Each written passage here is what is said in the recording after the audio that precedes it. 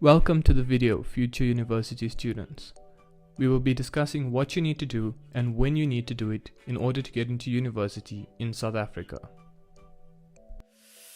If you receive any value from this video, I would greatly appreciate it if you could like, subscribe and share this video, as well as follow the Instagram account below. The journey to university starts in December of your grade 11 year. This is when you will receive your grade 11 results. You should scan and keep a digital copy of your grade 11 results, as you will use these in your university applications. Next, you should try to get your ID. Keep a certified copy of it. Work out your APS to see which courses you qualify for. Use the previous year's prospectus issued by the university. Decide on your top 3 university course choices. Research them on university websites. In January of your grade 12 year, you should begin by preparing your resources. If you want 90% and above, then use what students who achieve 90% and above used. I have created a do-it-yourself matric guide which will be linked below. You should also take the opportunity to book tuition if it is necessary for your matric year. In March and April, you should apply to universities. It is best to get it done to avoid missing deadlines. Each application fee ranges from 0 to 300 Rand. You should receive and accept conditional offers anytime from this date. The better your grade 11 results are, the faster you will be accepted. You should put your top choice as your first option, as some universities, like the University of Pretoria, will only consider your top choice if you qualify for that course. There are many videos on university websites to guide you through the application process. You should ask a friend or family member who has applied to university before to assist you. There should be an email address on your provisional offer for you to contact for queries regarding your application.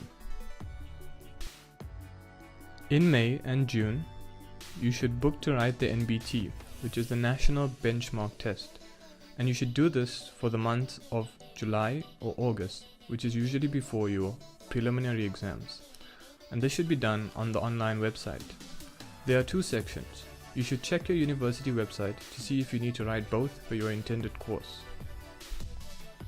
Certain courses and universities require you to write the national benchmark test before a specific date. You can prepare for it. I used an online course to prepare during the school holidays. In the months of July and August, you should write the NBT.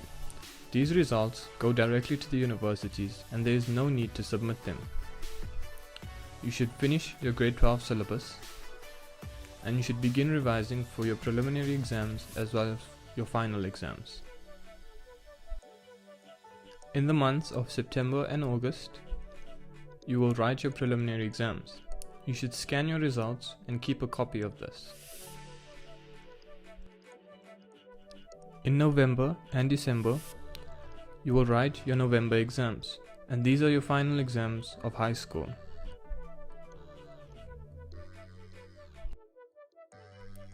In January or February, you will receive your matric statements of results.